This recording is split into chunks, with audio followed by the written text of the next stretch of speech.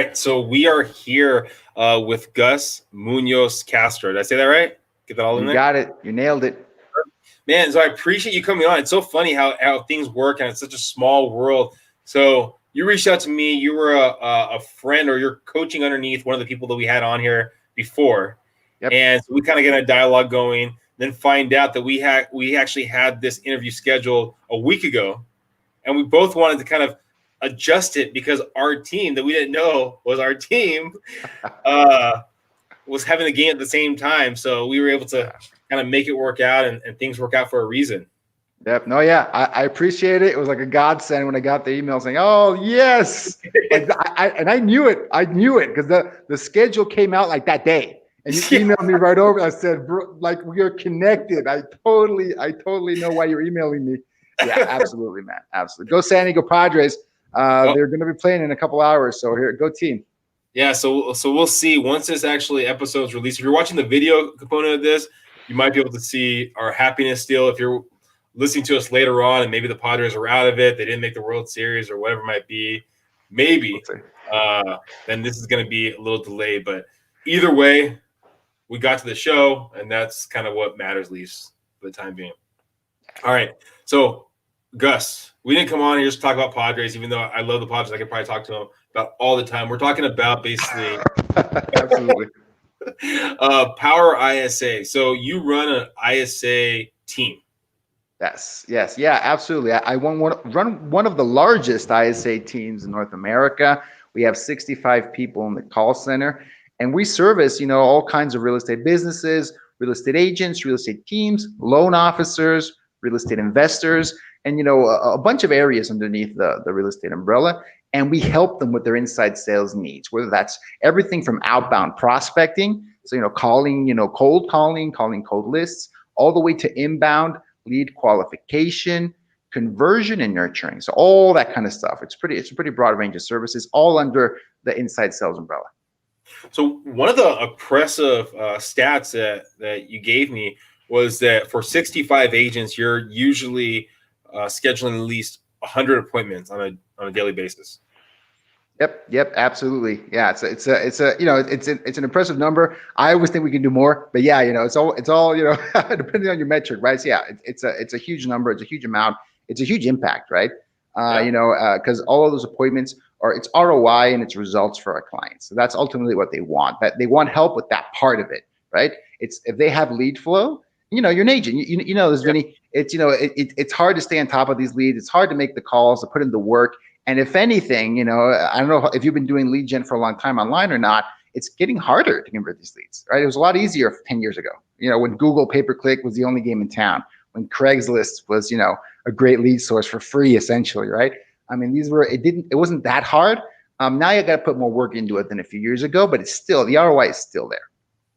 Yeah, there's so many different ways to skin the cat. I mean, it's all about, having the conversation, pick up the phone. And I think that's one of the things that a lot of real estate agents don't like doing. They don't like picking up the phone, and your team is just a kind of a solid team that's picking up the phone on a daily basis. So, if they can't do it themselves, and you're having basically each agent you have is at least doing 1 to 2 deals or 2 appointments a day, why not basically outsource it? Yeah, absolutely. And actually some of them do way more than that. It just kind of depends on the lead source each one of them is working on, right? Because for example, if you got someone calling, they're in the Zillow queue, right? They're getting a bunch of Zillow leads. They're not going to set one appointment a day. If they're calling, 10, 20, 30, 40 Zillow leads a day, they're probably going to set 10, 15 appointments a day, 15, 20 appointments that day, right? Because some of the portal leads can be some of the hottest leads out there. They want to see a property. They want to go, hey, can you meet me there? Hey, can I, this is still available. I want to put in an offer. I want to see it. I want to put in an offer. And then you've got lead sources like Facebook, which is a different beast. It's a different animal. You got to understand that internet lead is a very broad term, but these things are like location specific and context, right? It's really important what the context is. Facebook is like the ocean, right? They're coming out from a totally different context, not a real estate context. They're not looking for homes on Facebook, not necessarily. And they're interested in an ad. There's a magnet, there's a lead magnet there, there's an offer there, there's something that caught their eye and they want to learn more about that. So it's a little bit of a different orientation and a different conversion rate, right? Absolutely. If you can get 40, 50% of Zillow leads to meet with you, then Facebook, the equivalent, like a good percentage, is going to be 10% of those leads. 10%. 1 out of 10 is a good conversion rate. It's solid, because those people are the ones that are motivated. They might not have a 12-month timeline. They actually want something a little shorter term. That is a more realistic kind of conversion rate. So, I mean, the number 100 appointments a day is impressive, but I do want to give people kind of a little bit of context on that. It does depend on what you're calling, right? Yeah. And then our cold calling teams. Cold calling is a totally different animal as well, right? When you're talking about cold calling, like calling the phone book, Vinny, it's essentially what a lot of what those guys do, right? Circle prospecting is essentially calling the phone book, right? So those guys, it's not 1 or 2 appointments a day. You're not going to get appointments every day off of cold calling, but you are going to get motivated leads, right? You're going to find people that if you're any good at it, they're going to tease you, give you a little bit of inkling into what they're going to do. If you're patient enough, you have 180 to 100 conversations, you're going to get 1 to 2 solid motivated sellers that are doing something in the future. So you kind of have to make sure you set the right expectation for this activity, regardless if you're doing it yourself, if you have an ISA, or even if you outsource it to a company. Yeah, I mean, the one thing I tell a lot of people, real estate is sold, right, during major life events. Yeah. Right? So you're trying to figure out on that call when that next life event's going to be. When's that raise going to be? When's that move? When's the whatever it might be, the divorce, whatever it might be, you're trying to find out when that life event so you can basically take on that lead. Yeah, I 100% agree with you, right? And there's another implication to what you said, which is a big thing that we teach folks in my team. It's that you're not going to convince someone to buy or sell over the phone. It's not about, if you go into it with that approach, you're doing it wrong. You're going to get very frustrated. That's not the deal. The deal is the person that's having the life event, Vinny, are they going to share their motivation with you? Right? So I love this stat. So in the US, like ballpark, there's about 5 million real estate transactions a year, ballpark, right? Every year in the country. So there's 2 sides to that, right? So there's 10 million parties to transactions, 10 million parties. Each party is usually about 1.5 adults, right? 1.5, sometimes 2, sometimes more. Let's say 1.5 adults, right? 15 million people a year are involved in real estate transactions. And if you count like their closest family member or their son or daughter or their dependent, you might be talking about 30 million people, adults, involved or very close to real estate transactions every year. That's 1 out of 10 people, man. If I call the phone book and call 100 random people, chances are I'm going to talk to 10 parties of a real estate transaction or very close parties to a real estate transaction in the phone book, right? So the game there, Vinny, is not getting an appointment with them. Nope, that's not the game. The game in that sense, in that cold calling scenario, is can I build enough rapport with you in about 30 seconds, a minute, to have you share with me, are you party to a real estate transaction this year, in 6 months, next year? Because the odds are in your favor in that sense. And I think if folks kind of look at it that way, it changes the game. Even cold calling can be productive.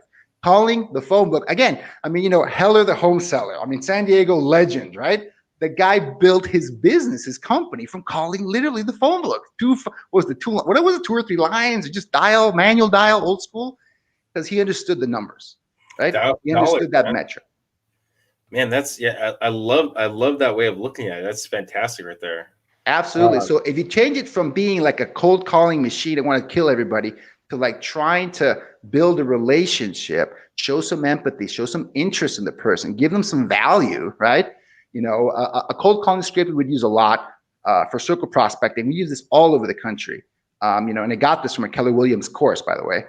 It was circle prospecting. Hey, I'm calling in your neighborhood because there's been a lot of interest in this area. I'm just looking for folks that might be thinking of selling in the next year because I have a lot of buyers. I've got a lot of interest, whatever it is, right? I've got something really, really valuable that I need to share with somebody. Like, help me out, bro. How can I find whoever might be thinking of selling? Because, man, I've got something super valuable for them. Or I had my buyers lose out on like the last 3 homes in this neighborhood. I really got to help them. I mean, can you help me out here? Who do you know that I should know this thinking of selling a home? Well, I don't know anybody. Well, how about yourself, sir? How about, hey, have you ever thought about that? Is there any life event? You said life events going on. Is there anything out there? And again, you're not approaching it from an aggressive standpoint. You're just asking the question. You're being interested. You're asking for help. And it does change people's reaction. You don't get a lot of the nasty grams. People tend to not get upset with those kind of conversations because you're asking for help. You're approaching it from curiosity, and you're coming from contribution. Okay, I just want to help somebody out here. If they're thinking of selling, I got a buyer. How can we make this thing happen, right? So one of the things you just said, who do you know that we should know? If you see on the bottom of the screen right there, who do you know that we should know? There you go. Absolutely, man. 100%, 100%. So I mean, you've given us so much value right here. Let's dive deeper into who Gus is. I mean, we talked a little before we got onto the mic right here that you were born in Tijuana. Kind of talk me through kind of growing up, coming to the U.S., things like that. Yeah, so it's kind of a crazy story. So I grew up in Tijuana, which is on the border with San Diego. It's a pretty big Mexican city. As Mexican cities go, it's not a beach town. It's not a cultural hub. It's not. It's a border town, right? So it's like, hey, people that live there, are in business, or they're migrating, or they're on their way to some other place. It's kind of an interesting area, right? And my whole family's from that area, so it's kind of crazy. And my parents were university professors there, so it's kind of a weird. So all these things are kind of weird, right? But they all, this is 100% true, 100% legit. And I grew up, born and raised in TJ the whole time. Half of my family lives in Southern California, San Diego, LA area, all that part, right? Spread all over the place. So that's why I was able to practice English with them. And I'd hang out with my cousins, and they would make fun of the guy that spoke English like a Mexican, by the way. They go, hey, bro, I mean, whoa. Like, stop it, kid. You're not talking right. So I learned how to speak it like an American, right? And I was exposed to the culture there. People might not know this, but in Tijuana back then in the 80s, when I grew up, you couldn't get Mexican TV. There was one Mexican channel in TJ that I could get over the air. And there were like 5 San Diego channels I could get over the air, like in my house. So I was like, was it PBS, NBC, San Diego, KTTY, like all the local stations, Fox, San Diego, when that started, I was exposed to that. So that helped me, right? That made me like a binational person. I went to study college in Mexico. I studied engineering because, hey, my parents were academics. I was like, man, studying, hitting the books is where it's at, right? This is what's going to get me out of here. Well, not out of here, but going to get me to the next level. And at university, I was recruited by Microsoft. So my opportunity, I was born in Mexico. I wasn't born in the US. A lot of people in Tijuana were born in the US, right? But I was like, born and raised there. I didn't have a chance to like go and work in San Diego. But I got recruited at college, and they recruited me to Seattle, Washington, right? So that's how I came to America. That's how I came to the US, got an opportunity, to come over with a work visa. It started work as an engineer. I was like, it started from zero, right? And like from a junior employee at Microsoft, great company. This is early 2000s. Microsoft was the be all end all of technology back then. I don't know if people remember that, and they're still around today. But back then it was the only game in town, essentially. So that was a great opportunity for me. I made it. I was there, right? TJ kid, grew up. I wasn't poor, but I wasn't rich either. Went to school. Education got me to where I wanted to be. I was in, like a blue chip company in America. I was set, man. If you ask my parents, they're like, we made it. We did it, right? But there was a problem, right? So so I was there, and I stayed 10 years at Microsoft. So it wasn't like a one and done kind of thing. I was trying to find my way. I was trying to make a career there. I made it all the way to senior engineer, which is pretty good achievement there. But it wasn't for me. That was the thing I discovered. That was my big kind of eye-opening experience, right? That, I met my wife in Mexico. She went and enjoyed me up in Seattle, and she came from an entrepreneurial family. She came from the business world, right?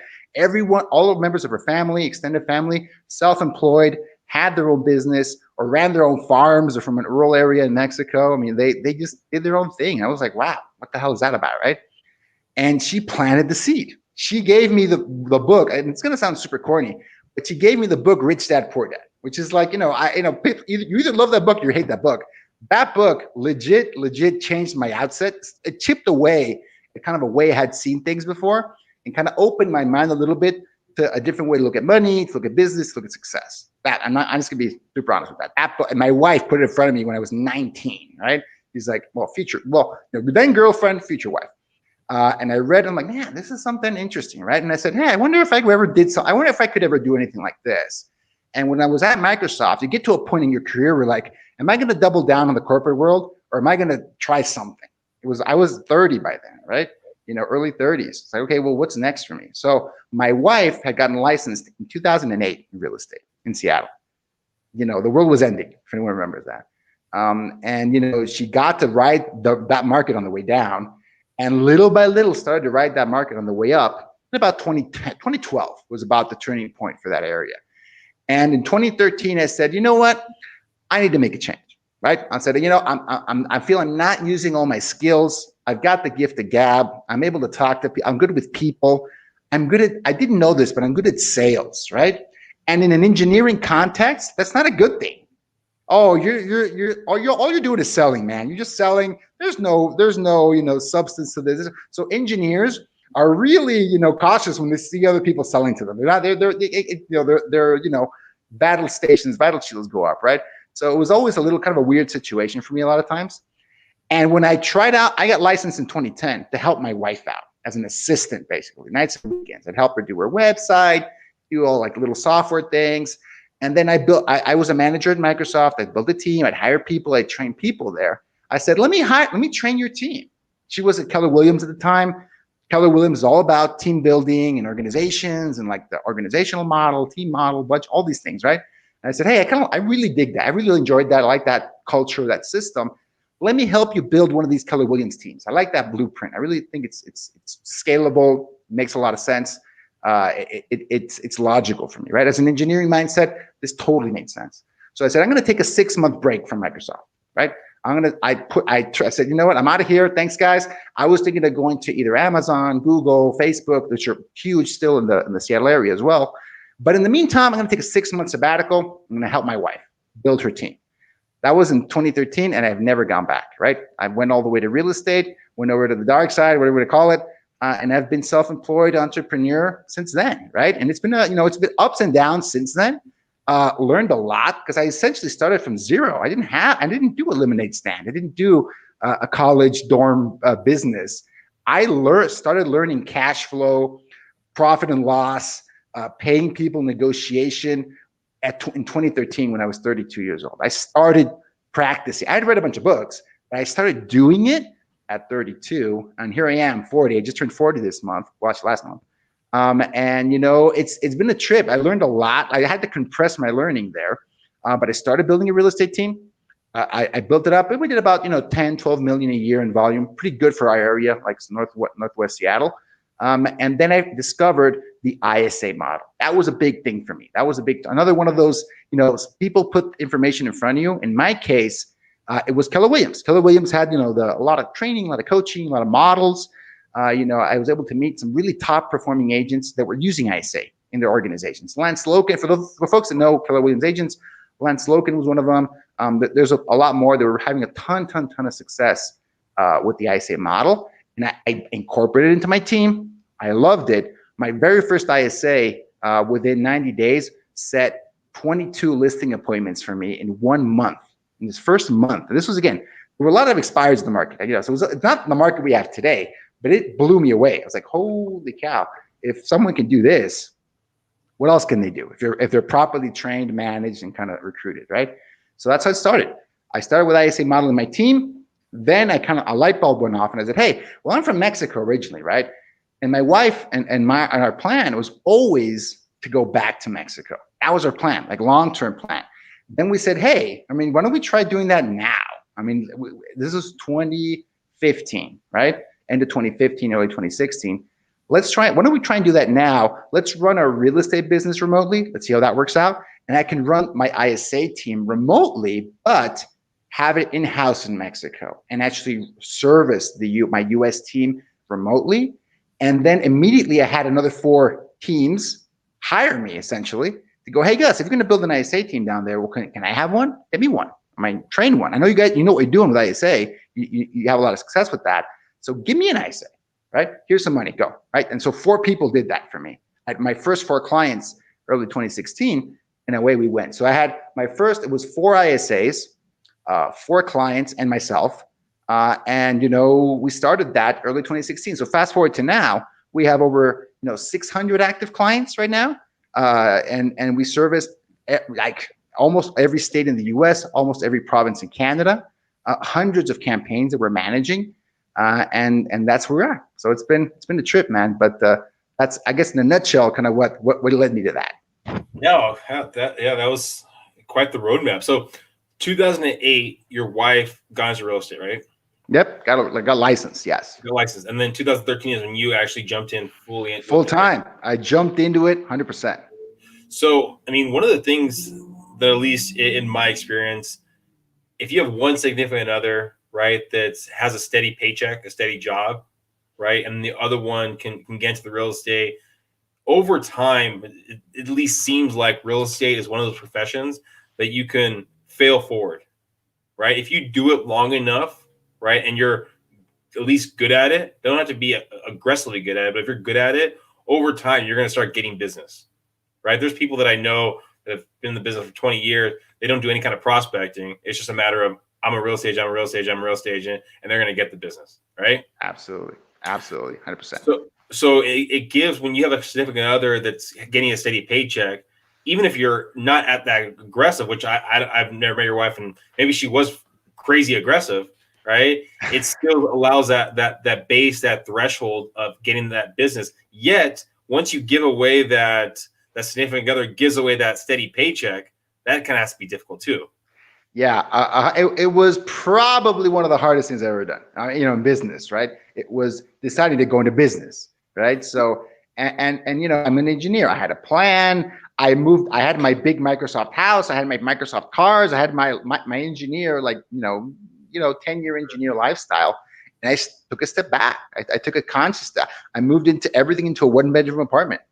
I went from living in I don't want to say ritzy, but really nice, Seattle suburbs, to living into an apartment, 1-bedroom apartment, right? Kind of next to the freeway access, right? So it was like, it wasn't only you, it was you and your wife, right? Me and my wife. Oh, and my wife was gung-ho about this. She's like, she's like, hell yeah, right? Because my wife, had the experience of what happens when you bet on yourself, right? Yeah. She's like, we're finally betting on ourselves. And she was like, yeah, 100%, man. So she was pulling me along. I don't want to brag and say I was the entrepreneurial spirit flourished in me. I was scared, bro. I was like, that was a big risk for me. I'm a risk averse person, right? So I had to put all this plan in place. We're going to do this, we're going to do that. So long story short, things changed. My plan did not work out. I was going to be in that apartment for, I think, 6 months, and we ended up being there for 2.5 years, right? We kind of figured things out and got the business going, and made $300,000, and then the bank account went to zero, and it was, it's kind of a roller coaster while you're figuring things out. But it is necessary. You got to figure it out. You got to give yourself some runway. I gave myself 6 months of runway, and I was able to stretch it out. Well, until now, I'm still figuring it out. I have a big organization now. We have, I'd say a medium-sized company now, but, I'm still learning, a bunch of things. But I think at the very beginning, what folks struggle with the most is when you're first starting out, you're going to make mistakes that can put you out of business very easily. Very easily. So you have to have your lifestyle that can sustain a couple of really dumb mistakes. You have to. Otherwise, the first mistake and you're back at the corporate job. You don't really have much of an option. But I downgraded my lifestyle so much that I was able to hold on. The first year was the toughest. I'll be really honest with you. The first year of that kind of hitting your head against the wall, and things are not as easy as you thought.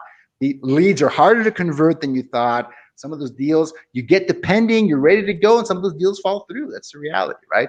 So I think my first year as an entrepreneur was by far the hardest. And since then, there's been highs and lows, but nothing like that first year. No way.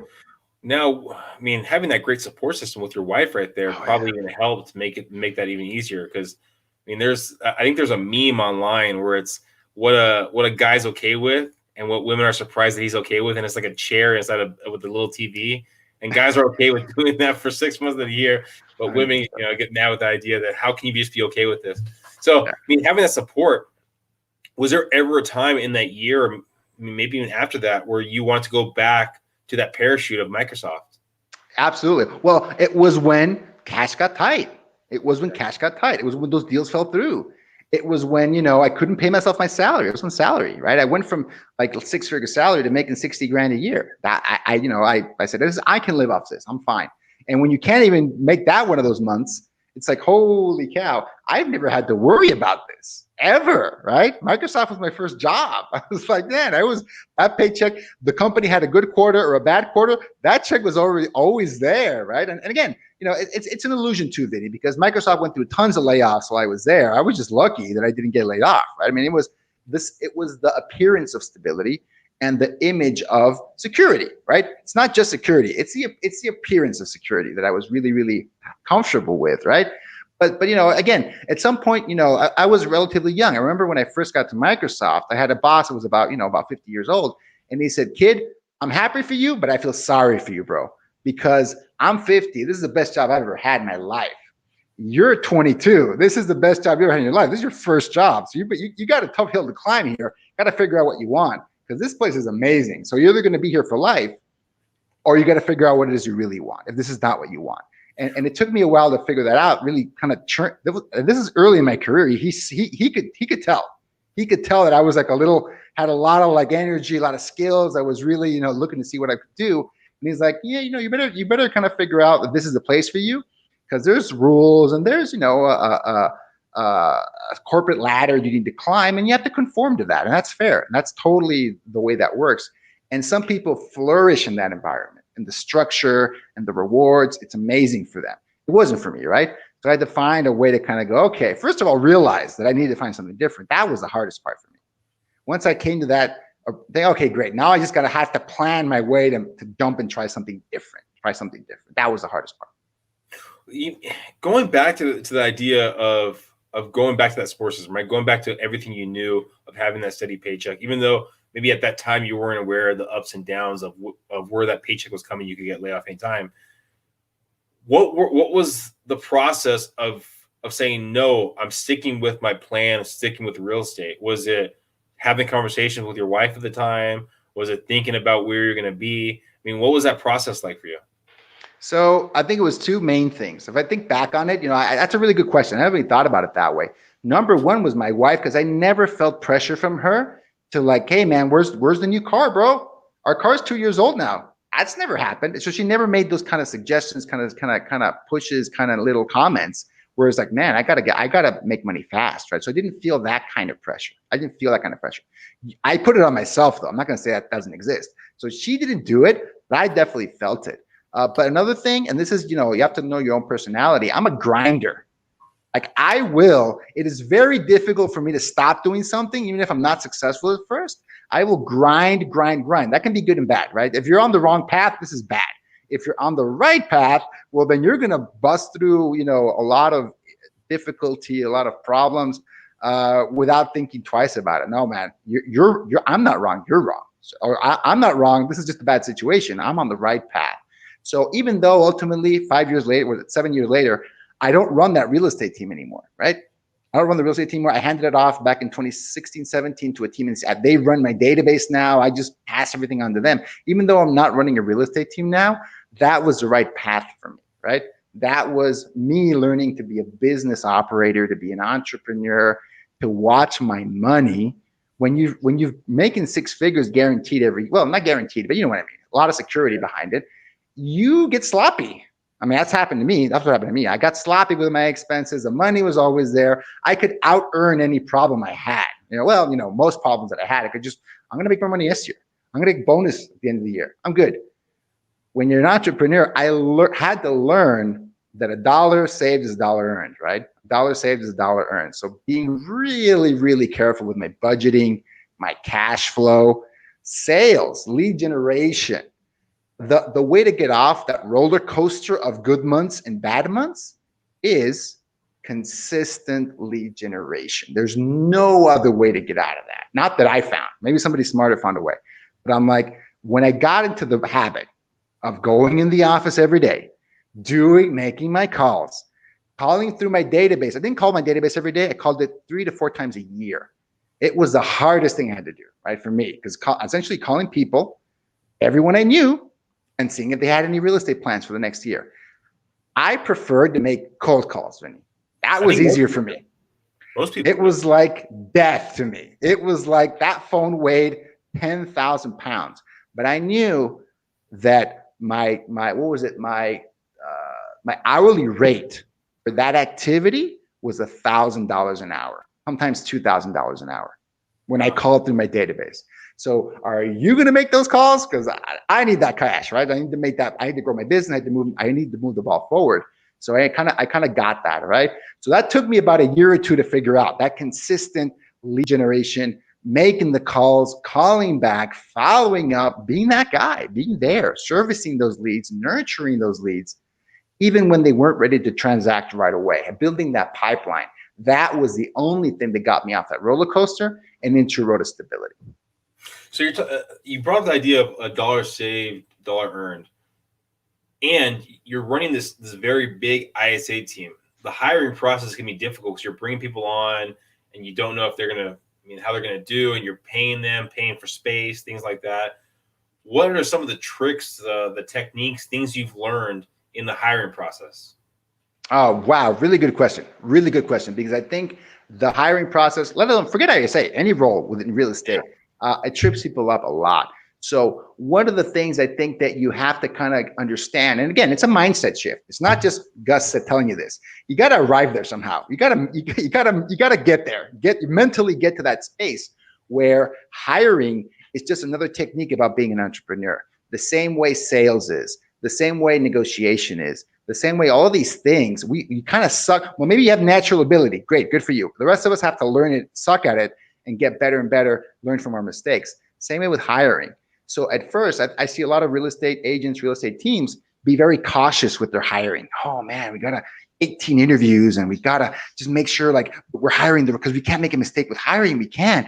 And and they go through put people through all of these hoops and take so much time to hire that when they bring the person in, I see sometimes a lot of reluctance to fire them if they don't work out. Bro, I've put all this effort into hiring this person. It's almost like, especially team leaders, they're like personality and their authorities. And hey, I selected this person. This has to work out. Maybe it doesn't work out, right? So what we do in our company, again, we have a scale now, but we hire fast, fire fast, and that's a lot of really good advice that I got from a lot of entrepreneurs. Hire fast, fire fast, right? Do not assume that the interview process is the be all and end all. Look for skills. Look for the things you can demonstrate in an interview. What you cannot demonstrate in an interview, it's very difficult to interview for. Work ethic, values. Work ethic, values. Are you a hard worker? Very difficult. Well, what are you going to say, Vinny? If I ask you if you're a hard worker, of course I am, right? It's hard to interview for that. Values. Are you an honest person? Do you have grit? Are you persistent? Do you have, stamina for the job? If it's a sales job, you need a lot of stamina. All these things, very difficult to interview for. But we've been doing this long enough in the ISA role. We know in 5 days if you're an ISA or not. So you have standards they have to meet in those 5 days? Is that what it is? 100%. And it starts with, the first 5 days, it's very simple things, right? It's not about appointments. You're not setting appointments in 5 days. Are you arriving on time to the session? Are you hitting the phone the amount of time we asked you to do? Are you learning the script within the first few days? Did you do the homework we asked you to do yesterday, right? And when we give you feedback, how do you take that feedback? Are you coachable? Are you teachable? Those things you figure out quickly. In my opinion, you figure those things out fast. Are you punctual? that punctuality means organization. It means respect. It means self-respect. It means a lot of things, for me. So all those things you can figure out relatively quickly. And if those things check out, great. Let's move on to the more interesting things, right? Let's move past that to something that's more and more complex. Okay, so let's go to the ISAs. I know we can do hiring on a lot of different ones. ISAs. I never thought about it like that. Firing someone after a week of work. 100%. We do it all the time. What percentage you think of new hires, ISAs, would you say get fired in a week? Is it like 1%, 2%? I don't have that status on a week, but within 30 days, it's 50% are not going to make it. Wow. 50%. Yeah. And I'd say we have a pretty, it's not a super long hiring process, but I'd say it is a hiring process that does well, in our case, you're looking for language skills, computer skills. We're looking for, I guess, verbal ability, a little bit of thinking on your feet, talking on your feet. We interview for those things. But until you're actually in the room, in the chair, it's hard to find those values and everything else. It's the intangible part of it, right? It's hard to find out work ethic and values until they're working for you. It's hard to find out work ethic and values until they're working for you. But with experience, you start to spot things faster. It might take you a month the first time. Holy cow, it was a terrible hire. And then, and bosses can go through, newer bosses or team leaders can go through the process of, no, my expectations are way too high. It must be me, right? Well, I've hired so many people now that I know what a solid expectation should be, right? I understand that. If an ISA, I'm going to throw out some very basic metrics. If you're hiring an ISA, if they're doing, if they're calling your database, if they're calling, your CRM, on the low end, like slow, a lot of post, maybe a new person, a lot of post call work in a full shift, 8 hours, they should do on the low end 100 dials, outbound dials per day, on the low end. Once they've gained efficiency, or you've got some better tooling, a better flow for them, $250 in one day, one shift. 100 on the low end, 250 on the high end. So we understand that, right? And wherever you are on that spectrum, you better be able to explain why, right? We better be able to tell, why are you at 50 a day? Eddie, hold on, what's the issue here? Maybe it's the training issue, maybe it's a motivation issue, maybe they're confused, you gotta kind of figure that out, right? And then it goes, so that's a very basic metric. Are you making that dial metric? Yes or no, right? And depending on what I said at the very beginning, depending on what you're calling, right? Are you talking to enough people? The next metric, contacts. How many people are you able to talk to, have a conversation with, right? Because that actually depends very little on the ISA. Well, they have influence on it, but it also depends on the list and the tooling. There's a lot of factors that go into that. Let's say that I'm, for cold calling, I'm making 1,000 outbound dials a day because they're using automation. This is not, the calling the CRM. This is calling like the phone book, right? On the outbound calling, you can automate. Automation will let you call maybe 1,000 people in a day. But you should be having about 80 to 100 conversations, contacts. We're gonna ask them. Yeah, let me just jump in here fast here. For people that maybe aren't as versed in the real estate, the automation dialing system, he's talking about maybe like Mojo Dialer, where it's exactly calling 3 lines at once, and then it'll disconnect on 2 of the lines when it gets contact with one person. And then ISA, I just thought about it right now, we haven't really talked about that. ISA, internal sales agent. So ISA, internal sales agent. Okay, sorry, Gus. I just thought about it right now. Like, some of these people might not be as heard. Yeah, because we're both K-Dub, right? So this is like a Keller Williams verbiage. Yeah. So yeah, we call it inside sales agent. Same role, same description. These are folks that are in a real estate team making a telemarketing role for real estate.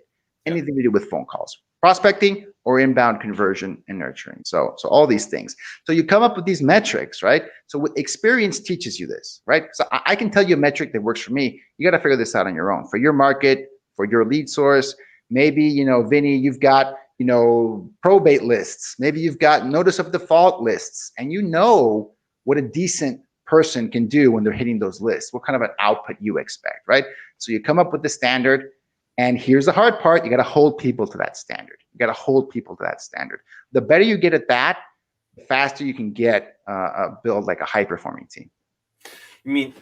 You still speak as like an engineer, kind of like how you built the system, and you took the risk. You jumped in and you built your team, built your business. So I'm assuming a lot has changed from that person that joined Microsoft at a young age. So what kind of advice from all those years of like growth and things like that would you give that young person, that young Gus? Yeah, that's a great question. Man, what would I tell young Gus? Because Gus the engineer, it's Gus like another person, right? So one thing that I would tell Gus, and I would think is going to help, like young Gus, would help him on that road, is I would tell him, Gus, always ask yourself, right? Remember to ask yourself, what is it that you want? What is it you want to do, right? And whenever whether you're doing your task for that day, for that week, for that month, for that year, ask yourself, am I doing this for me? And if I'm not doing it for me, who am I doing it for? And at least ask the question, right? Because that question is disruptive, Vinny, right? It can be like, am I living my life? Am I living somebody else's life? Am I playing to my strengths? Am I playing it safe? There's a lot of things that come from that. And for me, it kind of started with that question. Who am I actually doing this for, right? What is this life that I'm living? And is it the one that I would have chosen for myself? Or is it the one that was kind of expected of me? So that's a powerful question. I would have asked that question earlier in my life. I got to it eventually. But like, hey, maybe a little bit of a cheat, right? But again, like I said earlier, it's not just asking the question. You got to be there. Your mind has to be in the right spot, right? The information's information. The information can roll off, and not stick. You have to be receptive to it, and you have to be there. So, I that's the information I would have liked to have. But I really needed the wisdom to know what to do with it, right? And when I was a kid, man, I didn't know what that. I thought I was the smartest guy ever, by the way. Microsoft guy, top honors, straight A's, scholarship, everything, man, all those things. And it was tough for me to realize, yeah, it's not really what I want, right? It's great. It feels good. Winning is good. Winning feels good. But I'm like, is that really the thing that I want, or was it something that was expected? It's always an interesting question, always. It's a tough question, but I think anyone even listening right now, should ask themselves, what are you doing? Why are you waking up? Why are you going to work? Why are you doing whatever kind of business is it for you as for someone else?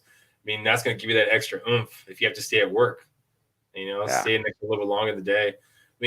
If someone's listening right now, maybe they are in Mexico, they're looking to basically be an ISA, or maybe it's a realtor in the United States or somewhere else that's looking to bring you on. What's the best way for them to reach out to find more information about your company, about your team, about you? Yeah. PowerISA.com. That's the easiest way to get in touch with us. Or on Facebook, you can just search for Power ISA. I'll probably pop up in there. I have a free Facebook group as well. People can join where I'm talking about stuff like this, about inside sales, conversion metrics, marketing stuff for Facebook. Because a lot of the leads we get nowadays are all coming from Facebook. So there's a lot of topics around that. So if people want to learn more, continue the conversation, those are the best ways to reach out on our website and on our Facebook group.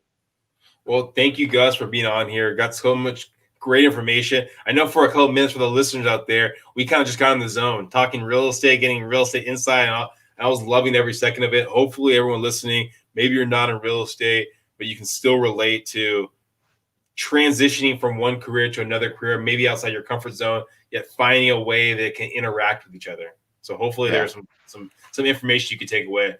Thank again for being on the Road to Growth podcast. And if you're listening, please subscribe, please share, and tell your friends. All right. Thanks so much.